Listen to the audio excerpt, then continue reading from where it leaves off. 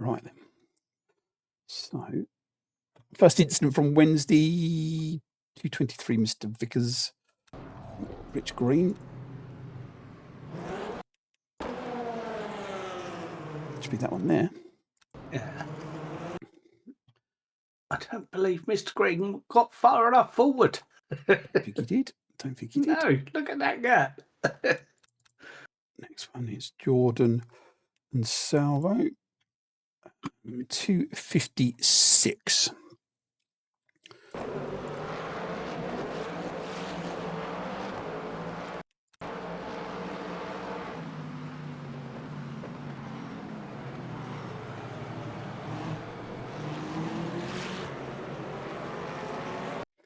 Just that one.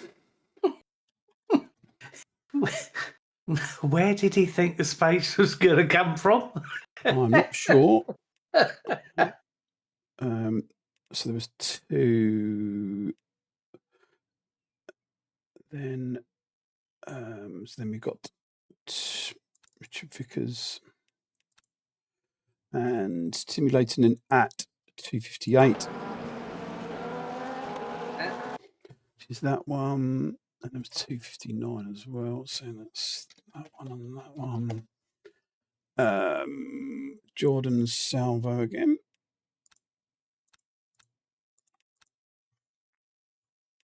$307. Somebody's duplicated.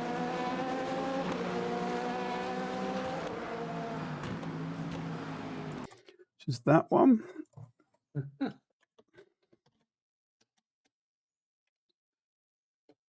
Right. Oh, yeah, that's doubled some of them, isn't it? Yeah. Gary and Clement at 3:10.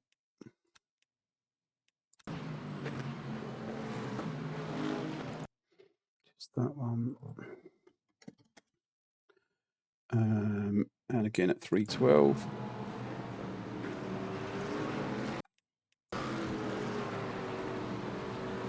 Just that one.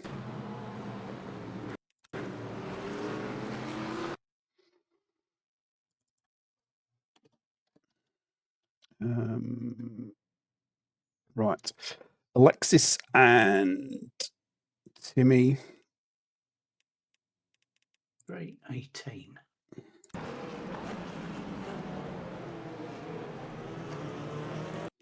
Just the lightest of touches there, wasn't it? I was going to say, well, much to it, was there? Cookie and Richard Vickers 4:21. Let's get to an NPT. Where's Richard Vickers in front? 4:21. Good clean start though from the opening net. Yeah. It's notoriously bad at considering it was damp and what have you, wasn't it? So that was the touch there.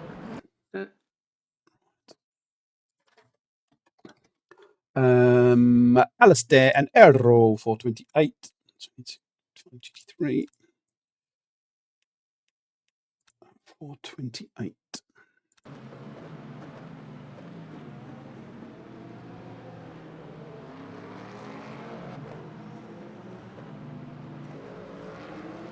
Should be that one. Right, Jordan and Salvo occupy the next few from 4:46.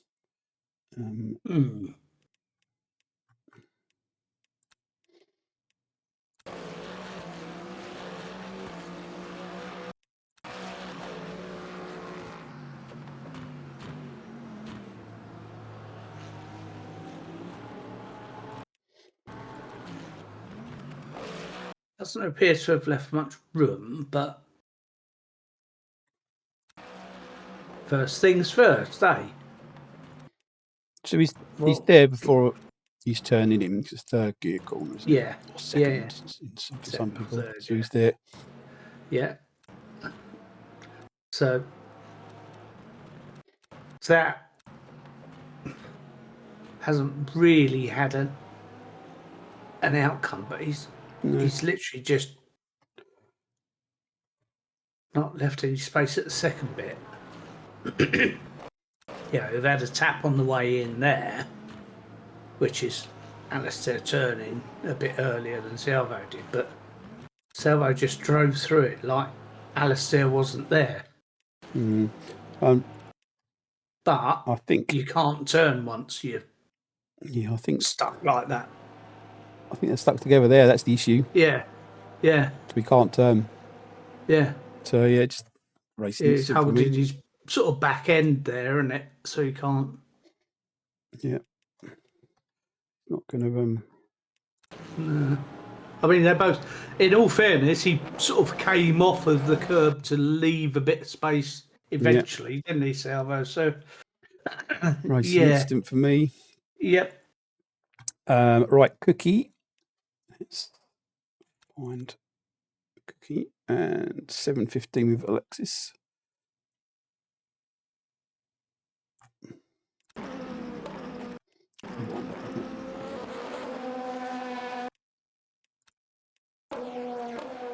Just to get a full picture. Nice disco, lads.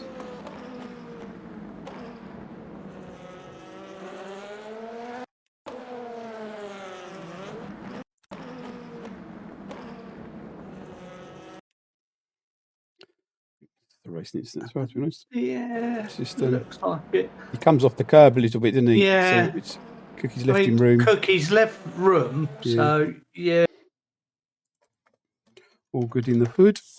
Yeah. Gaza. An Aero. Me again. Find a GT3 is GT3. Gaza an Aero at 9:06.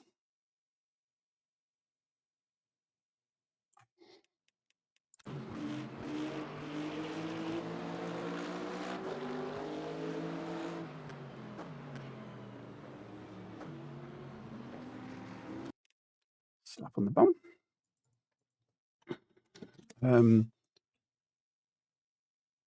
Right, Mika and Sebastian. Find some hypercars.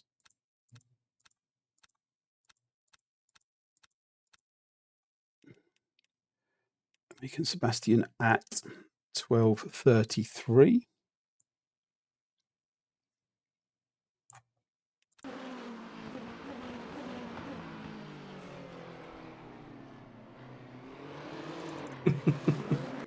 Well held.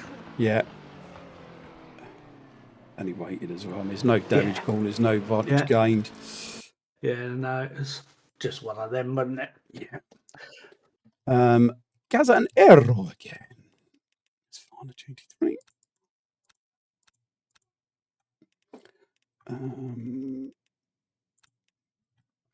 At 15:48.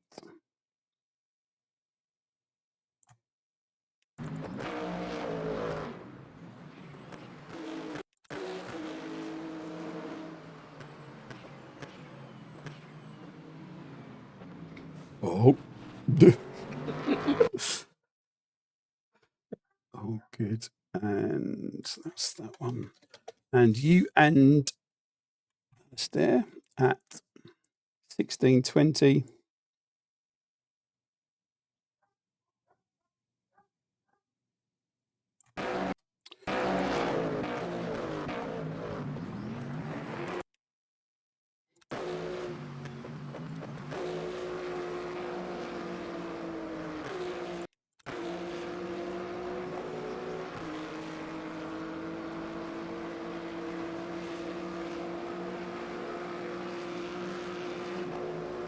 Blue flagged, isn't it? This is not the position.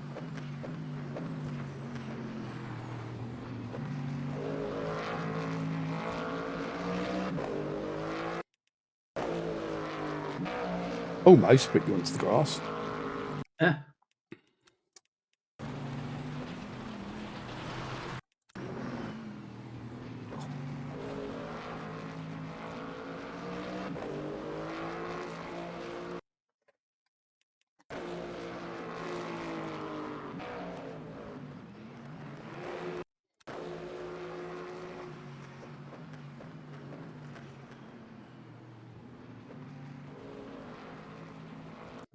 I think it just goes down. That's a racing team and try and do the right thing. Tricky conditions. Yeah. And And he nearly got romped from behind as well. Yeah. I think I had a wiggle coming off the curb earlier as well. So Jordan and Samuel. Right. First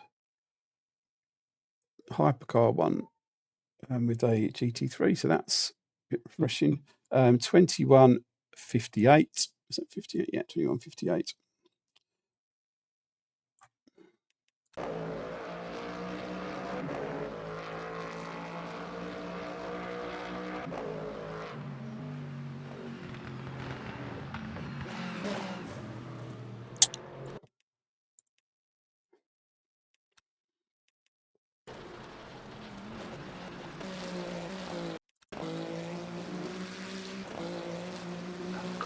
it's all the way there.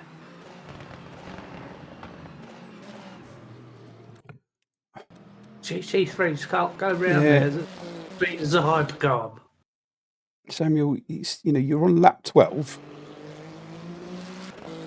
You should have really now got to grips with how fast the GT3s are going around this track. That's just shit. I'm sorry. Yeah. It's just shit. Fortunately, Jordan's not got performance impacting damage from it, but does he go off? No, he kept it together. But look what you've done to your own race. I can't get my head round some of the stuff you've been doing over the last few weeks. It's shit, mate. I'm sorry. It's shit.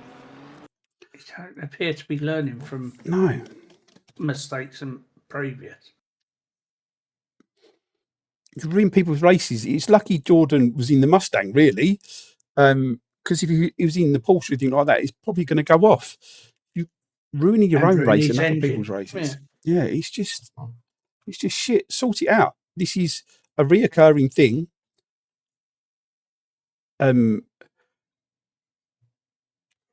Sort it out. Right, Frank and Aero. Oh, that's good. At 34.49.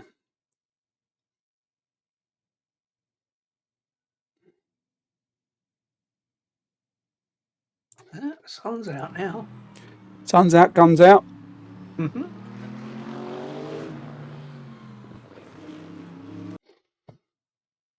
Aero giving Frankie a slap on the arse.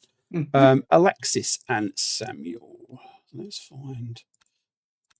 Oh, there's the hypercar there. So let's Alexis and Samuel at 36.47.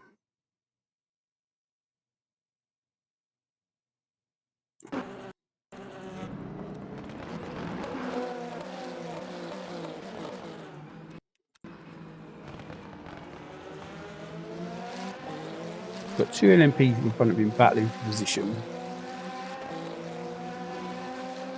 Just seen him flash up.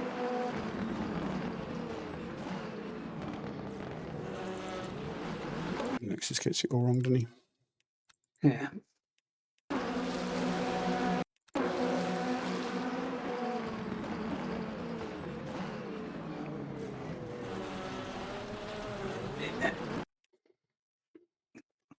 Yeah, he's just sliding through and yeah.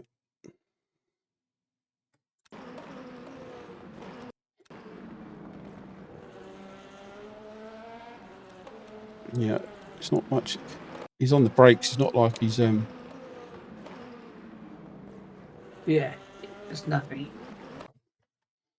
You know, he's not turned in early or anything like that. He's trying to stay out wide, if anything. So, yeah, racing incident for me. Unfortunately, Samuel was collected in it as well, but fortunately, no damage. Right, Jordan and Salvo again. Next 4. Jordan at 47.09. 47.09.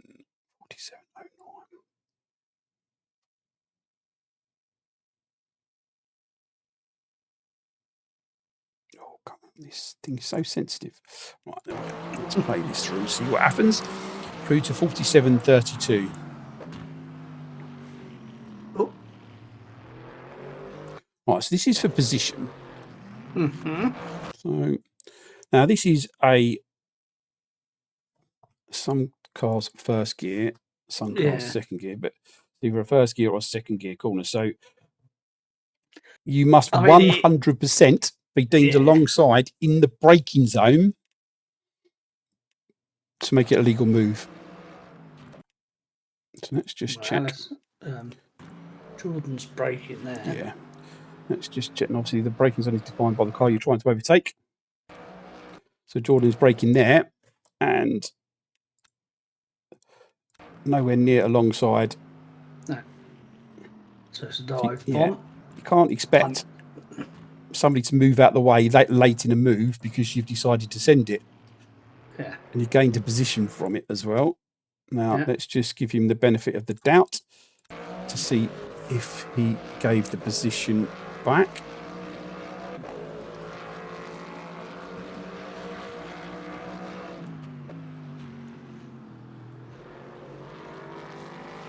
That'd be a no. Yeah. So, and that's the 31 at 32 as well. Okay, right. So it's 10 seconds for causing a dive bomb. It's 10 seconds for a dive bomb causing contact and gaining an advantage. Yep. That's one license point. Ask yourself, was it worth risking a move when I know the rules about braking zones, turnings, anything like that, to get past, only then to get a 10-second penalty and a license point? Ask yourself that for the next race. Right, Mika and Richard Vickers, LMP2 hypercar. There's a hypercar, an LMP2, that's fine. Mr. Vickers in his cream egg, 50.53. This is duplicated, 50.53. That's close enough.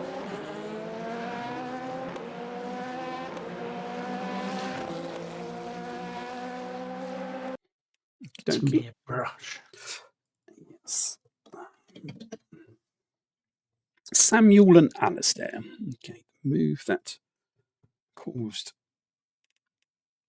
great discussion. Let's right, Samuel. 51 at 29. Fast forward this. Oh no, it's not this one. It's the one after this. Why? You're not entitled to be there. This is, guys, right? We go on about this every week. Every week. I highlighted this in the driver's briefing. It's explicitly written in the rules and regulations. Right? This is a third gear corner. So if you're going to make a move here, whether it's for overtaking or blue flags, you must be deemed alongside before the car you're trying to pass is turning for the apex.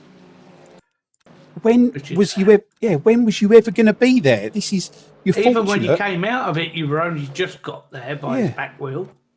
You're fortunate that you didn't clear him out, so you get away with it. But Samuel, the stewarding eyes to say the same thing.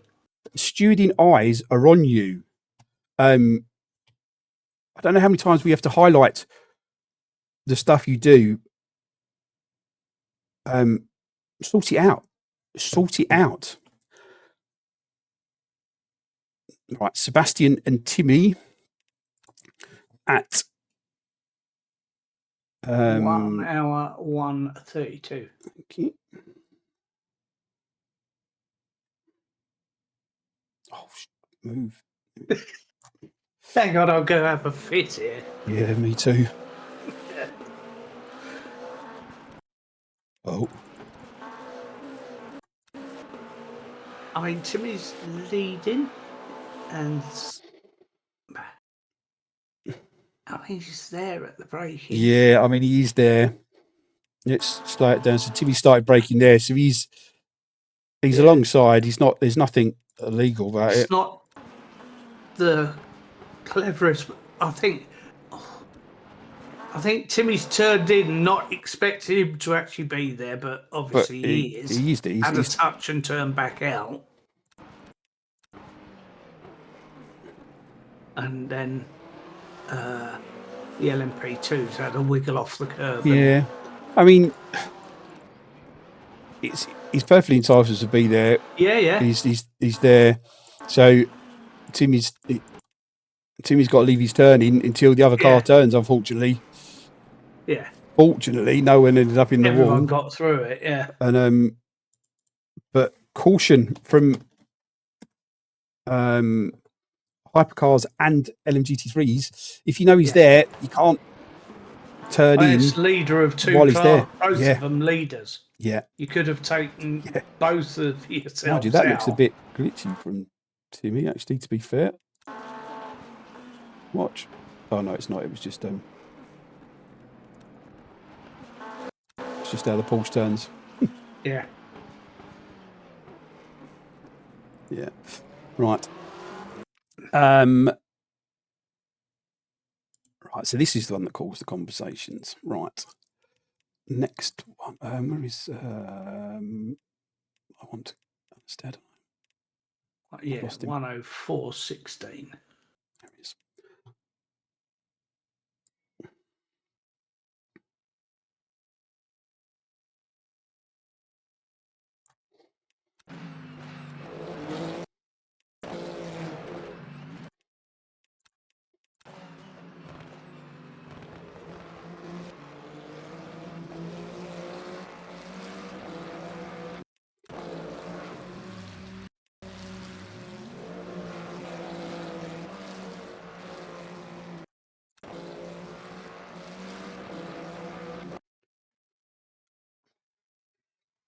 This one is a bit awkward because the corner is... Yeah. But because the GT3 needs all the track. Exactly.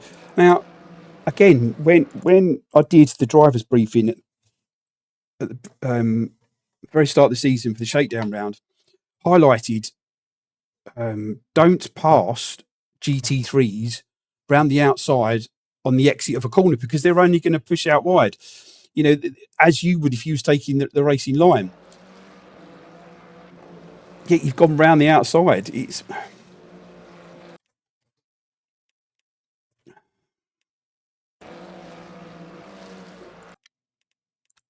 Mate, just all you had to do is just lift off the throttle and go past him on the straight. Instead of that, you've put yourself on the outside of a bend that he needs all the room.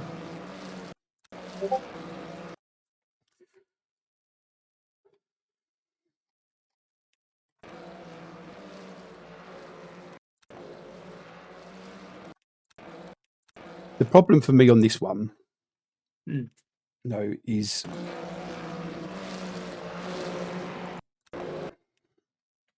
all this space. And I know you're never going all the way over to that side for the line to cut back. No. Well, you can see the racing line. However, there is half a track there. There is. And as annoying as this is, Jordan doesn't lift. And this is the bit that's the issue for me. Yeah. Because, yes, this is... We asked them not to do it, so it doesn't... Because it's not just about hypercars, the race is three classes on track, WC. But this, the bit that's here, he's on the radar next to him. That's the... This is the bit for me. And as much as, yes, that is the racing line...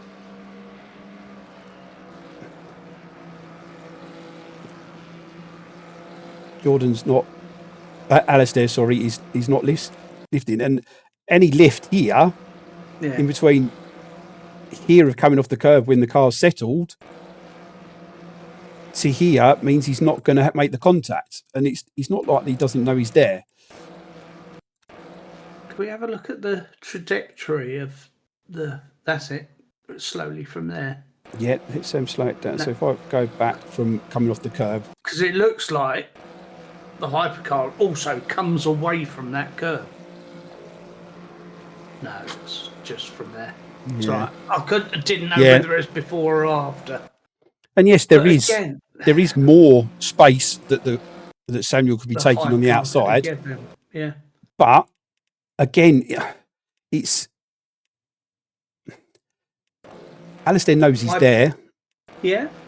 And there's no lift. So whether he thinks he should be there or not, there's no lift. And there's no. And yes, the trajectory of the GT3 is always going to be going over there. Yeah. That especially when you've had to narrow because a hypercar's decided to go around the outside of you. Yeah. Look, he's had to go narrow, which is going to push him more out that way. Yeah. Absolutely. You can't get the turning because he can't use that little bit extra to the right because there's a car there. He's had to swing in early. As much as Alistair is on the line, there's still this half a track, isn't there? Do you know what I mean? So yeah, but he hasn't made it. That's the annoying thing. Is the hypercar hasn't made a safe move and got it done.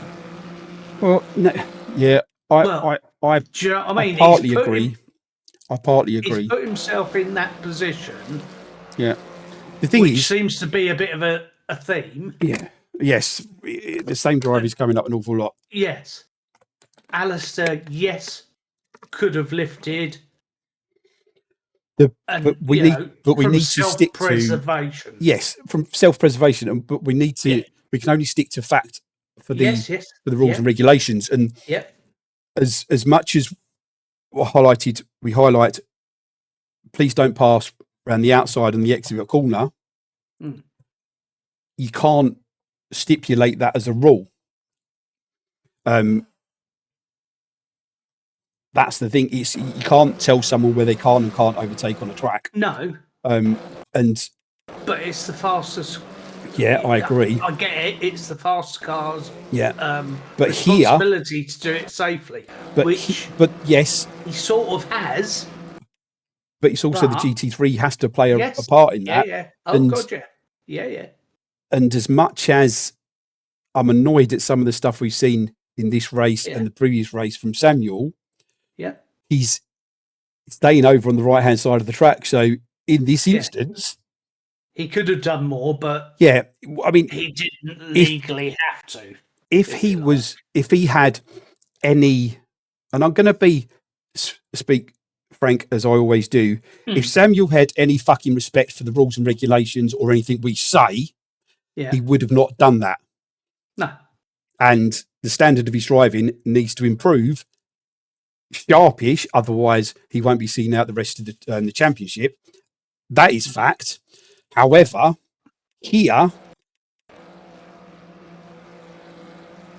both could have avoided. Yeah. As much as it's the racing etiquette, Samuel should not have been there. He should have gone down the inside.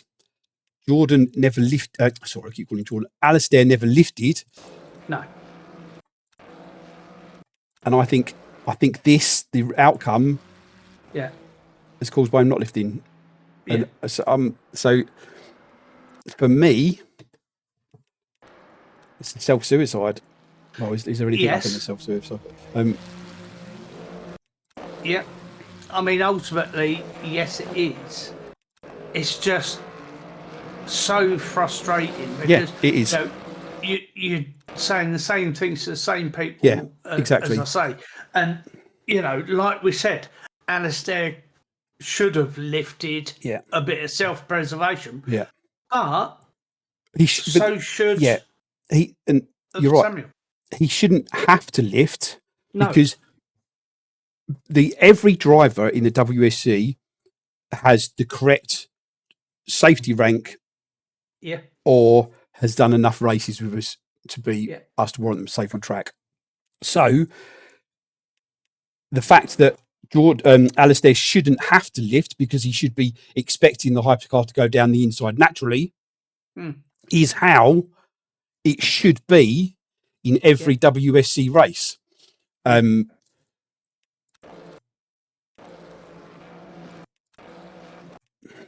But I mean, the hypercar's got like another car width, if you like, to preserve himself, seeing that Alistair's coming over as well, and it hasn't chosen to take it. Yeah. But I mean, and it's there's so much to that. Yeah, absolutely. But rules and regs. They've got half a track each year, and the only one staying on the other half is the hypercar. Yeah.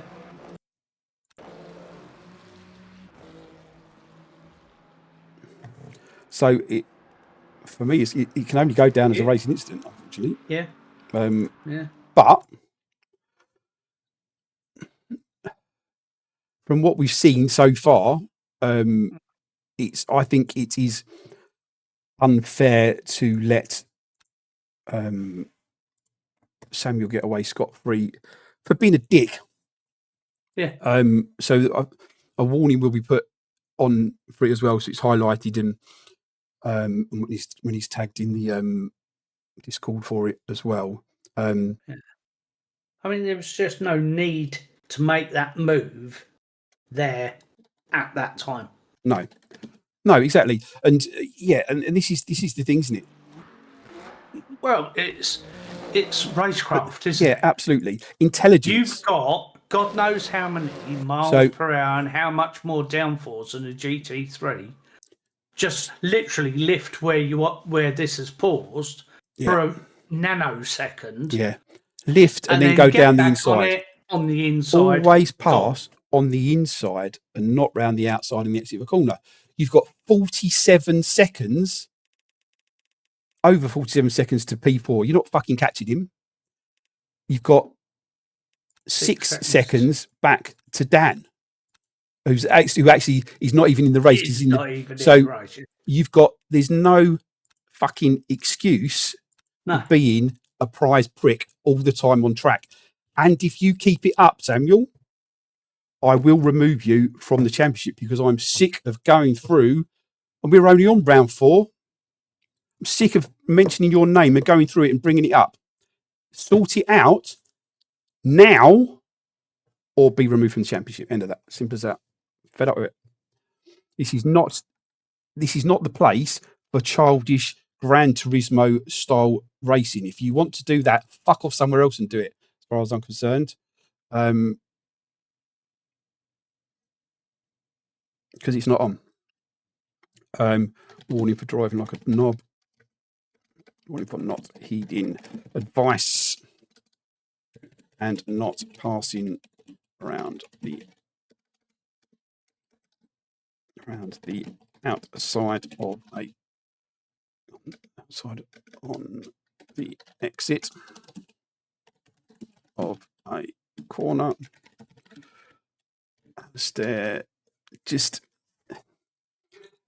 a little lift would have saved your wing. I know it probably wouldn't have affected the outcome of your race, but here we go.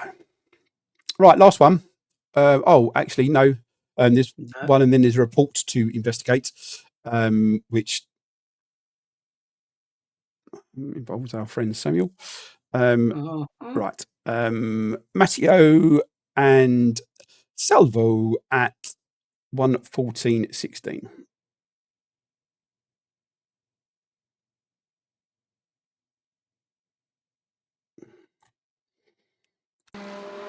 I hate it. I have to tell him off like he's a teenager. Yeah. He's pissing me off. Yeah. I mean, he's got himself in a pickle because he's got on the grass, but it's that. But the GT3 has stayed out wide. Look. Yeah, but and this is you would expect him to stay on the line, wouldn't you? There. But he's doing it there. Yeah. But he's anticipated it, and that the gap hasn't appeared quick enough. Yeah. But had he sort of lunged to the inside and the GT3 had turned and hit him, we'd be going, absolutely. It should be. Perhaps to back off slightly would have helped.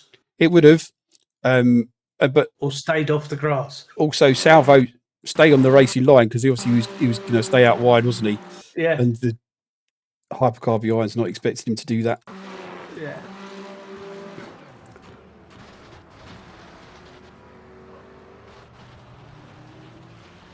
It was him that I saw out there because I came down the hill and I went, someone's right out by the barrier.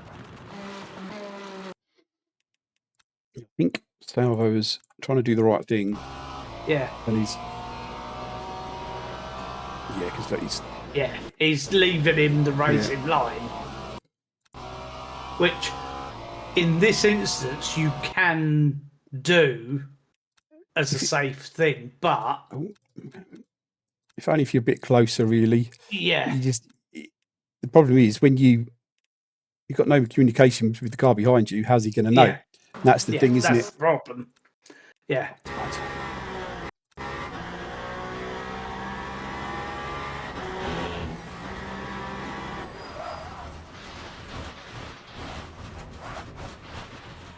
Yeah, the closing speed between the two cars is vastly. I think a warning needs to go out though, just for a learning process. Stick to the racing line. Yeah, stay predictable. But exactly, that's the word I was looking for. Be predictable, because if you're not, the speed difference between the hypercars and the GT3s, as you know, is absolutely horrific. So they're always going to catch very quick. He's on a bend sort of thing there. Yeah. So it makes it tricky because it's a kink of a bend. So he's going to have to guess what you're trying to do. Whereas had it been like you'd come out of a bend and there was a long straight with no kink in it and you just stayed to one side, that's plain and simple. He'd have understood that, as everyone would.